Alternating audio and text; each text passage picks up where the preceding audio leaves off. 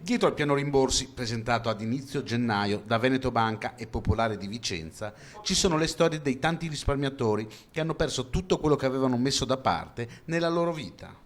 Una di queste storie è quella di Maria, 84enne di Cadoneghe. La sua vicenda è stata raccontata oggi durante la puntata di Linea Diretta insieme a Federconsumatori. Vedova, ha perso il suo unico figlio in un incidente stradale. L'assicurazione paga il rimborso per l'incidente, eccetera, e questo viene investito completamente tutto in azioni della Banca Popolare di Vicenza.